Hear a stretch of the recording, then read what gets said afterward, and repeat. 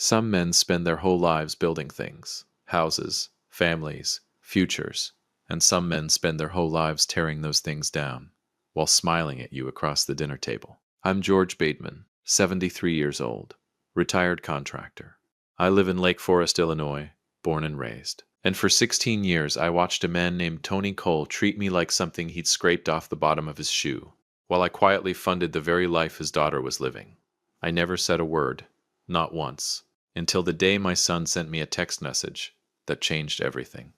It was a Thursday evening in late May, the kind of evening Lake Forest does better than anywhere else. Warm breeze off Lake Michigan, the smell of fresh cut grass drifting through the neighborhood, fireflies just starting to blink around the oak trees on my street. I was in my garage on Birchwood Lane, sanding down a small bookshelf I'd been building for Nathan's room, when my phone buzzed on the workbench. I figured it was my son confirming pickup times for the graduation dinner tomorrow night. I wiped my hands on my jeans and picked it up. It wasn't a confirmation, it was a dismissal. "Dad, please skip the graduation dinner. Annie thinks it's best if we keep it to her side of the family. We don't want any awkwardness. I hope you understand." I read it once, then I read it again. Then a third time, just to make sure I wasn't misreading plain English. My own son. My only son. Telling me to stay home while my grandson walked across that stage. I set the phone face down on the workbench, picked up the sandpaper, and kept sanding. Not because it didn't hurt. Lord, it hurt. It hurt the way only a betrayal wrapped in polite language can hurt. Soft on the outside, serrated on the inside. But I'd had 16 years of practice swallowing pain. I wasn't about to fall apart over a text message. Not yet. Welcome to Dad's Raw Revenge. Get comfortable. This story is going to take you somewhere.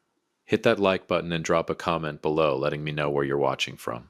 Trust me, you're going to love it here.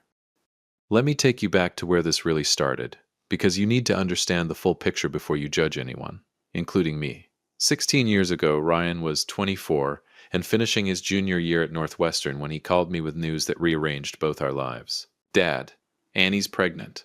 We're keeping it, and I want to marry her." I told him I was proud of him for stepping up. I meant it. What I didn't know then was that across town, in a Winnetka house with a 3-car garage and a lawn service, Tony Cole was sitting at his kitchen table, absorbing the same news, and arriving at a completely different reaction. Ryan told me later that Tony's first words were, "She threw her whole future away." Not congratulations, not "we'll figure this out." Just a quiet, devastating verdict delivered like a judge sentencing someone to life. From that day forward, Tony treated Ryan like a man perpetually on probation.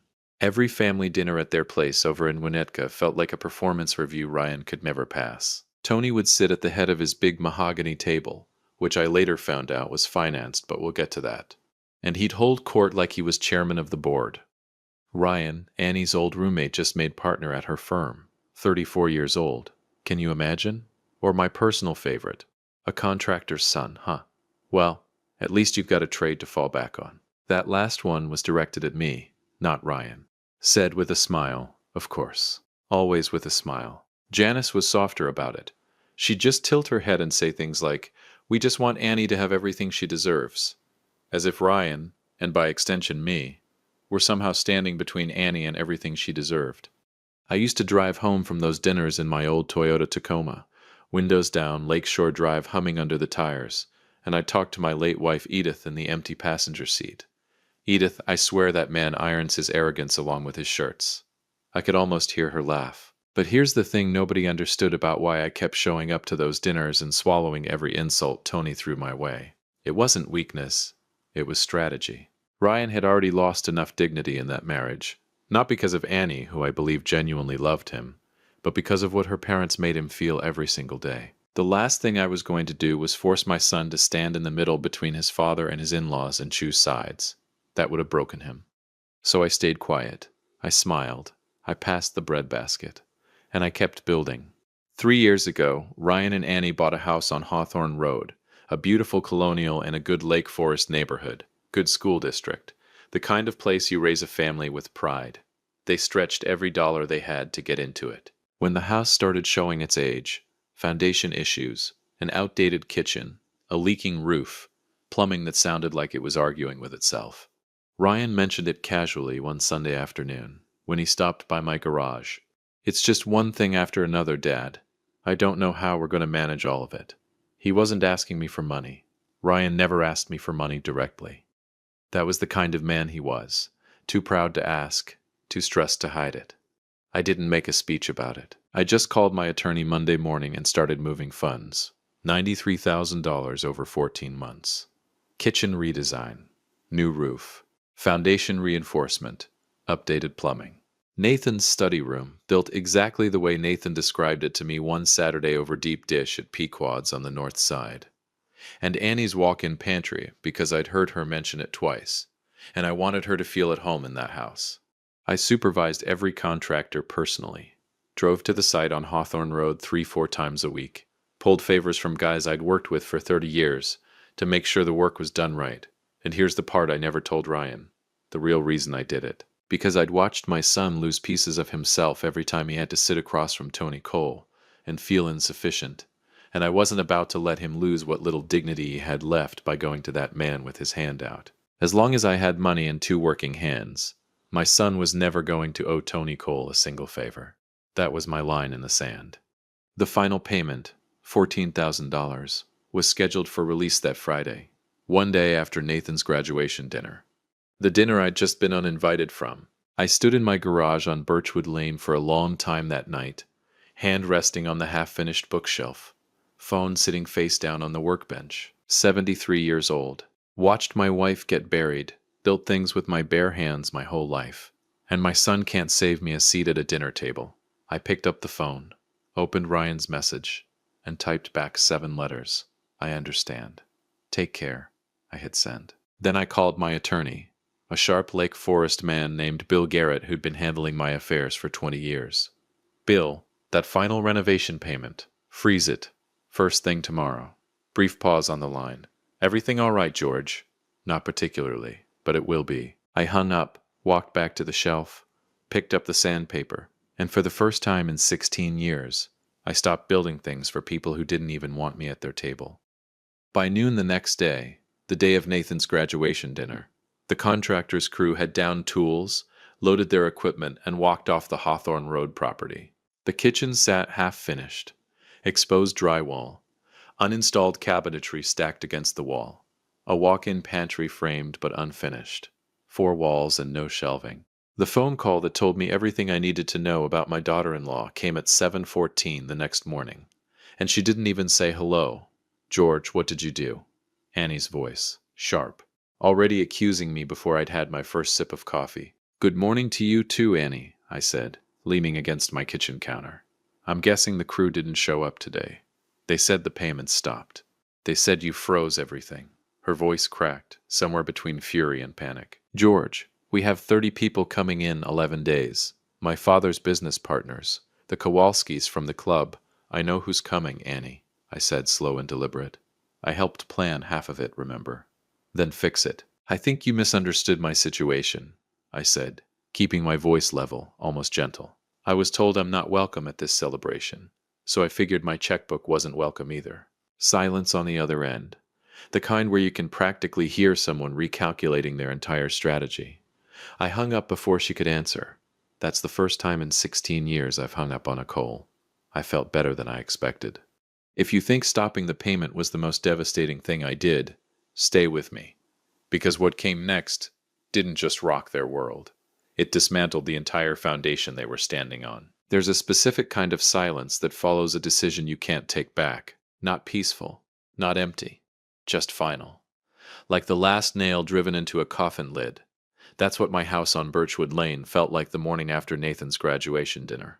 I made myself a cup of coffee, sat at the kitchen table Edith and I had shared for 31 years.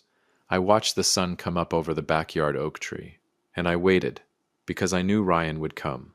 I just didn't know how long his pride would hold before panic overrode it. It took 48 hours. It was a Saturday morning when I heard the knock.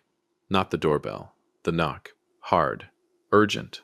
The knock of a man who'd rehearsed what he was going to say the entire drive over. I opened the door. Ryan stood on my porch in a Northwestern sweatshirt and jeans, jaw tight, eyes red around the edges. Behind him, his Jeep was still running in the driveway. He hadn't even turned off the engine. He planned to make this quick. Dad.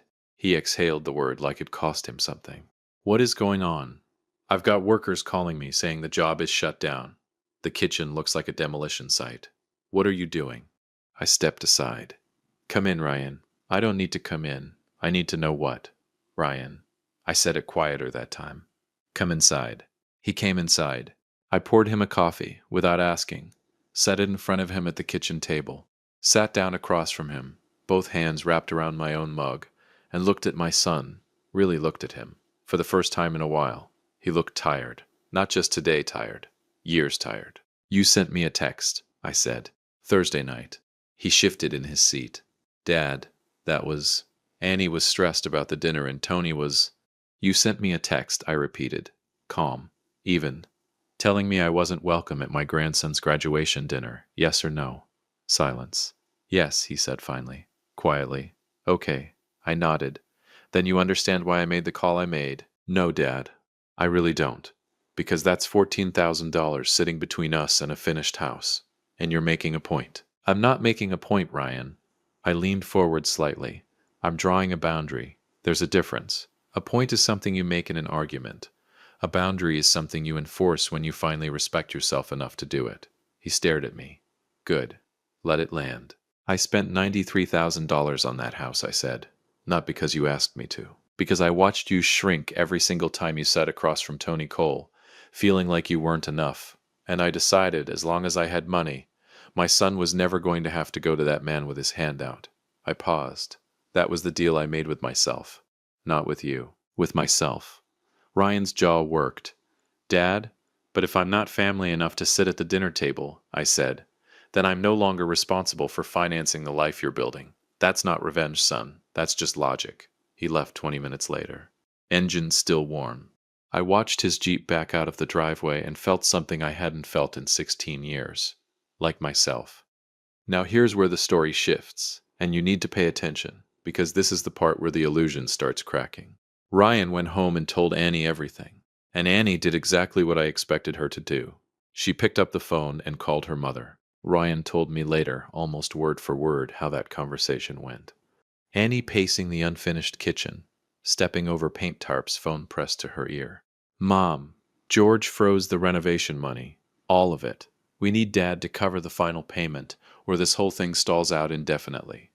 Janice's response, delivered in that practiced, serene tone she used whenever she wanted to sound like everything was under control, was, Don't worry, sweetheart.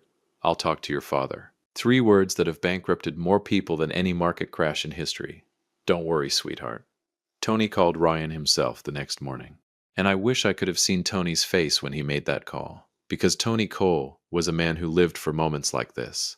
Moments where he got to swoop in and demonstrate his superiority over the contractor's son and the contractor's father.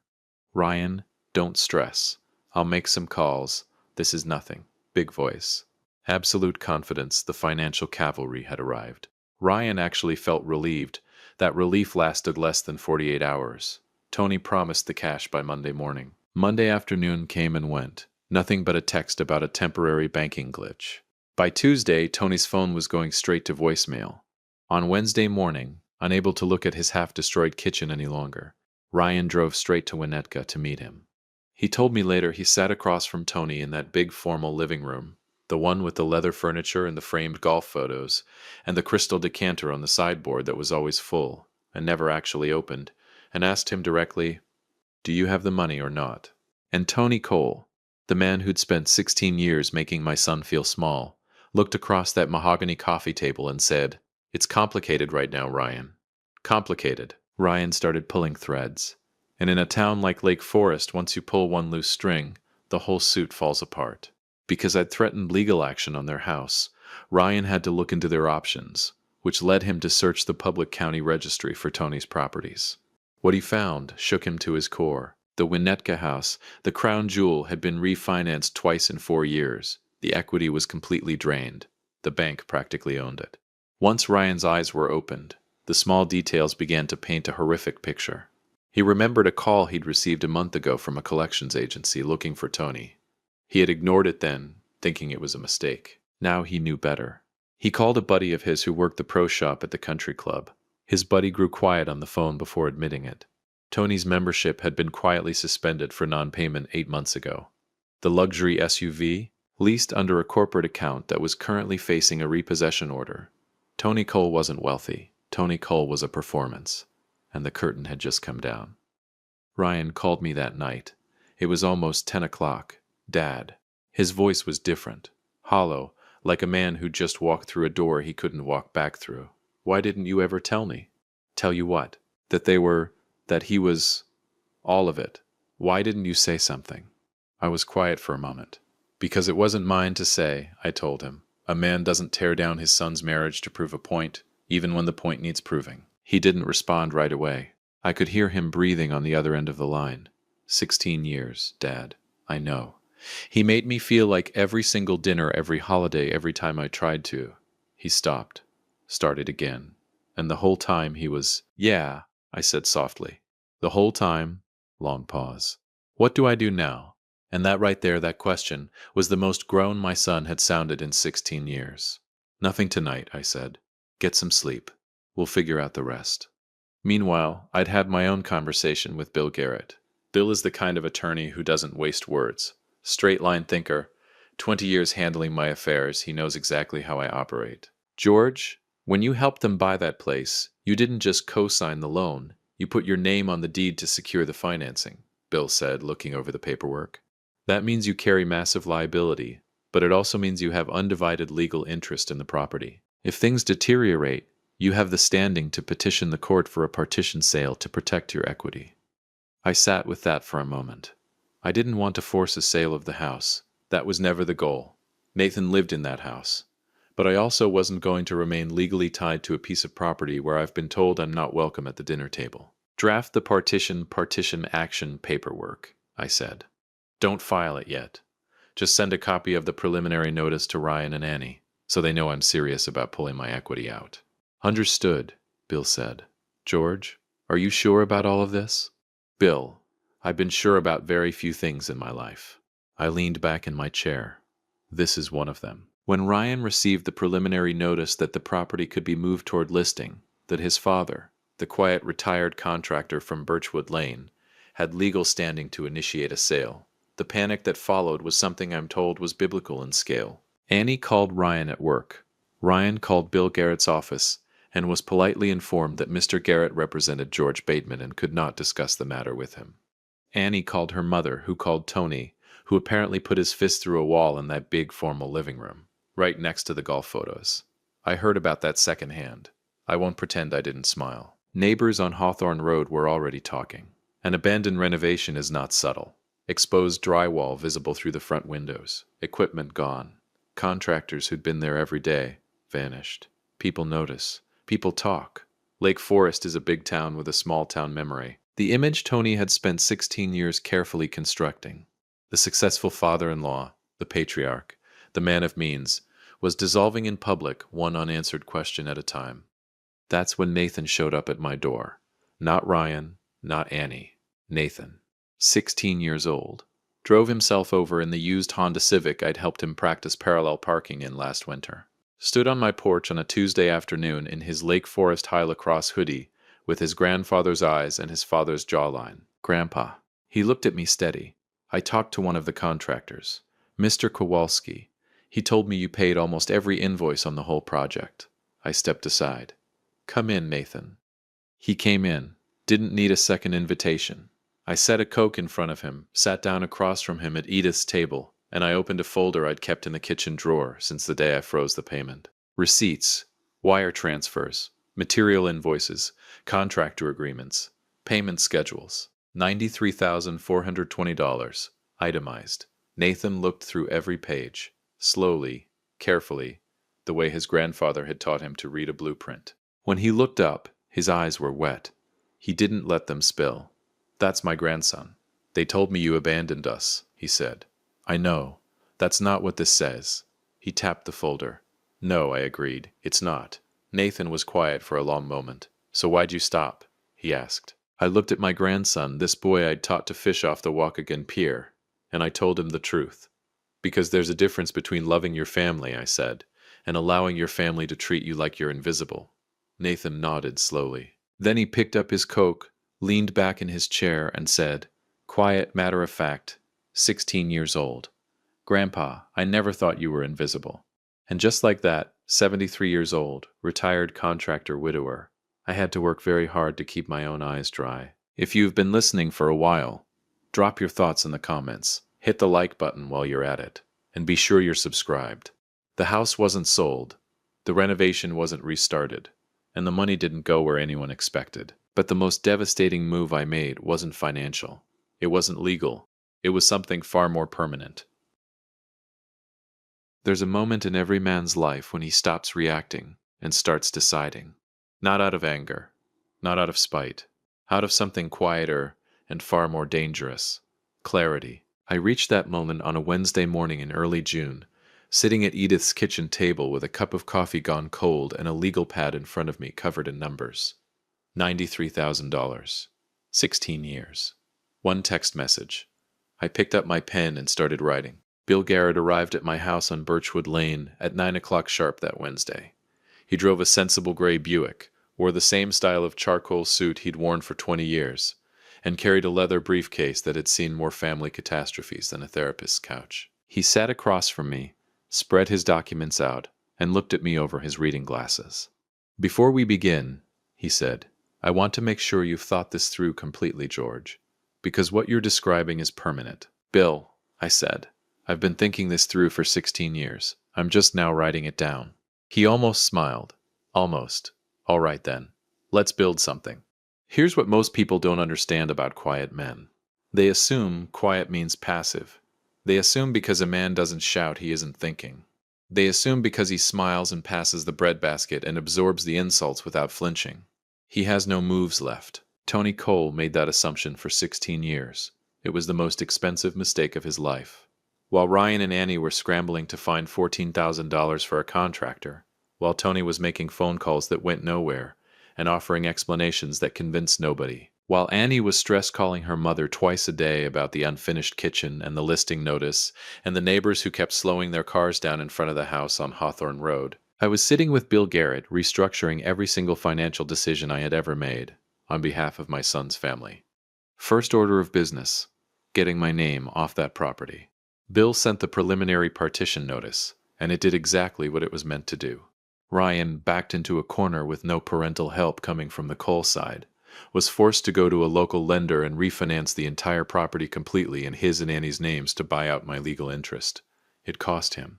He had to absorb a brutal interest rate in today's market, which skyrocketed his monthly payment. But it severed my legal and financial liability completely. The day the refinance went through, my name was officially removed from the deed and the mortgage. I walked out of the bank on a Thursday afternoon, took a deep breath of that crisp Lake Forest air, and felt the weight of a decade and a half lift off my shoulders like scaffolding coming down after a job is done. Second order of business, and this is the one that mattered most. The $93,000 I had already spent on that house? Gone. That was a gift, freely given, and I had no interest in clawing it back from my son. But the $14,000 still sitting in my account, the final payment that was never released, that money had a new destination. Nathan Bateman turned 17 in August. 3 weeks before his birthday, he received a certified letter at the house on Hawthorne Road, addressed specifically to him.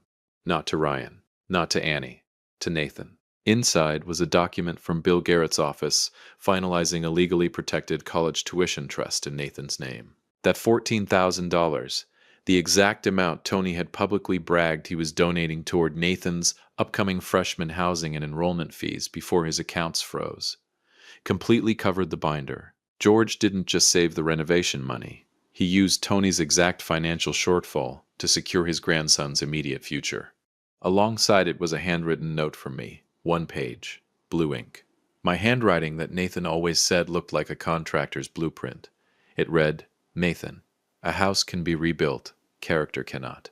I hope this helps you build both. Every dollar in this account was earned honestly, saved carefully, and is yours completely. No conditions, no strings, no one else's name on it.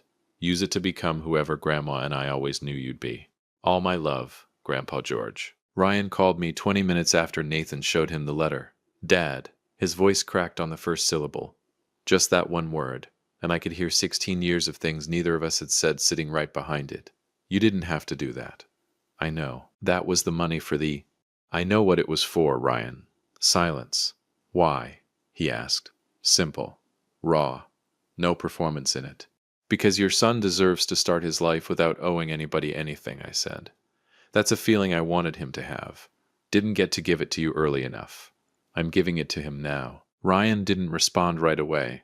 I heard him exhale, long and slow, like a man releasing something he'd been holding in his chest for years. I'm sorry, Dad, he said finally. For the text, for the dinner, for all of it, for letting it go on as long as it did. I let those words sit in the air for a moment. Let them mean what they meant. Come over Sunday, I said. I'll make Chicago-style Italian beef. We'll sit in the garage like we used to.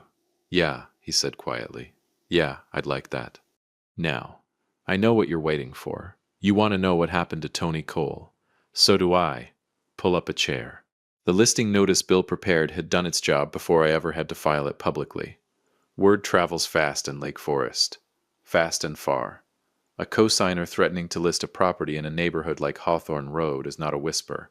It's a fire alarm. Tony's name was attached to that family.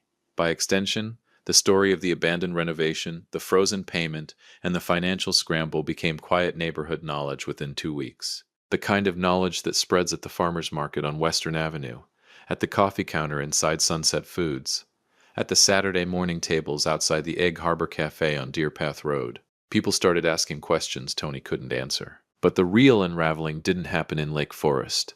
It happened right inside Tony's own dining room. Ryan brought the public records and the evidence of the country club suspension home one evening. He didn't shout. He just laid the printed public foreclosure warnings and notices out on the kitchen table at Hawthorne Road. Annie sat across from him and read every single page in absolute silence. She looked at the debt totals, the late notices, the realities of the fraud her father had been running just to keep up appearances. She didn't cry immediately. She just went very, very still, the color completely draining from her face. He told me we came from money, she said finally. Her voice was barely a whisper, hollow and broken. He told me that my whole life. Ryan reached across the table and covered her hand with his. I know, he said softly. He looked down on your father, she said. Her voice shifted on that last word, tightened. He looked down on George. For what? For being honest about what he had? Ryan didn't answer. He didn't need to. Annie called me herself 3 days later. I'll be honest. I didn't expect that. For 16 years, Annie and I had maintained a cold, transactional distance. She had inherited her father's knack for treating people like staff. But the total collapse of Tony's illusion had clearly shattered her world, forcing her to see the truth of who actually protected her family. This call was completely different. No armor, no pretense. George? Her voice was steady, but I could hear the effort behind it. I owe you an apology, a real one, not a polite one. Annie, please let me finish. She took a breath. I pushed Ryan to ask my parents for help when you froze the payment. I believed they could fix it, because I'd spent my whole life believing they could fix anything. Pause. I didn't know. About the debt, about any of it. But that's not entirely an excuse, because I knew what my father was doing to you and Ryan at those dinners, and I let it happen. Another breath. I let it happen for a long time, and I'm sorry. I was quiet for a moment. My wife Edith always said the most powerful thing a person can do is apologize without an escape route. I appreciate that, Annie, I said. I mean it, and for what it's worth, I never blamed you, not once. You should have, she said softly. Maybe, I said, but I didn't. Tony Cole called me exactly once. One time in 16 years did that man dial my number directly and speak to me without an audience present. It was a Tuesday evening in late June. I was in my garage. The bookshelf I'd been building for Nathan the night the text arrived was finished, sanded, stained, and sitting by the door waiting to be delivered. My phone buzzed. Unknown number, but I knew the area code. Winnetka. I picked up. George. Tony's voice was different on the phone, without a dinner table between us and an audience watching. Smaller somehow, like a building that looks impressive from the street and hollow from the inside. I think we should talk, man to man. Man to man, 16 years in, and suddenly we're men. We're talking now, Tony, I said. Silence. He hadn't expected that to be so easy. Look, things got complicated. With the money, I want you to know that wasn't intentional. the situation with Ryan in the house. Tony, I set down the sandpaper. I'm going to stop you there. He stopped. I don't need an explanation, I said. I'm not angry at you. I want you to understand that clearly. I'm not angry. I'm just done. Done with. Done pretending I don't see what I see. Done funding a narrative where you're the patriarch and I'm the help. Done co-signing a life where my presence is tolerated when it's financially useful and removed when it's socially inconvenient.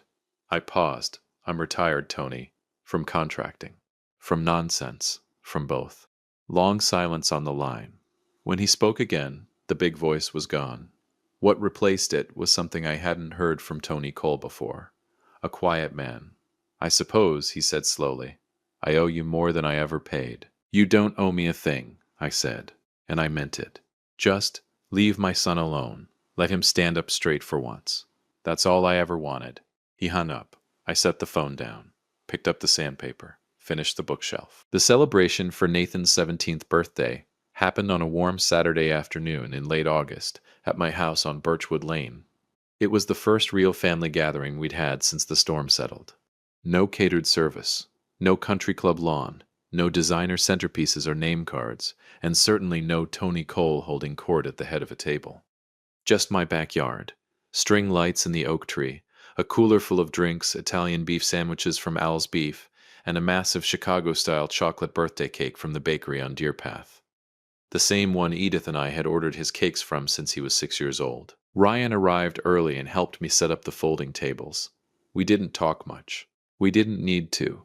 There's a kind of silence between a father and son that has been repaired. Not perfect, not without scar tissue, but repaired.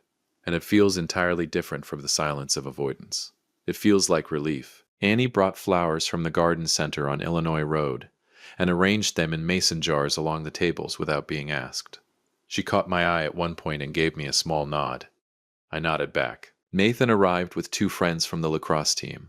Good kids, loud in the way 17-year-olds are supposed to be loud, and when he walked through the back gate and saw the setup, he stopped, looked around the yard, the lights, the tables, his parents standing together without the performance of impressing anyone, his grandfather by the grill in an old flannel shirt with a pair of tongs and absolutely no apologies for any of it. He walked straight over to me and hugged me the way you hug someone when you've been worried about losing them.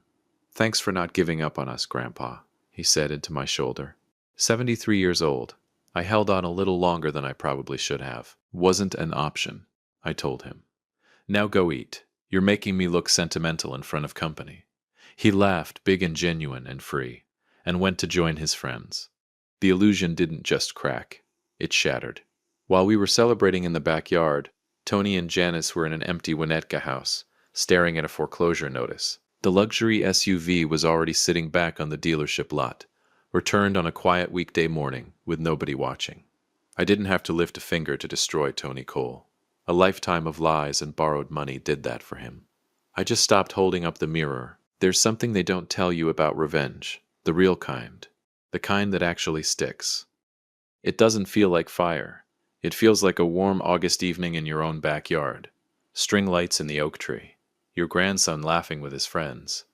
Your son sitting in a lawn chair with a cold drink looking more relaxed than you've seen him in years. It feels like finally understanding the difference between what you built and what you funded. Tony Cole funded an illusion. I built a family, and on that Saturday evening on Birchwood Lane, watching Nathan blow out the candles on his 17th birthday cake while his friends cheered, Ryan walked over to the workbench in the garage where my phone had sat face down 3 months ago. He looked at the wood grain, then looked at me. I pulled up my sent messages from graduation week, Dad, Ryan said, his voice thick with regret. I don't even recognize the man who sent you that text. I am so sorry for everything. He reached out, and for the first time in 16 years, my son hugged me like he finally knew who his real father was. In that moment, watching the birthday candles get blown out and the string lights twinkle in the old oak tree, I finally understood something Edith had been trying to tell me for years. The greatest inheritance a man can leave isn't money. It isn't property. It isn't even a name. It's the truth about who he was, when nobody was watching, when it cost him something, when it would have been easier to stay silent and keep writing checks and pretend that being used was the same thing as being loved. I'm George Bateman, 73 years old, retired contractor, and I built something Tony Cole never could. I built something that actually lasts. If you enjoyed this story, hit that like button, subscribe, and drop a comment below. Let me know where you're watching from. I will see you on the next one.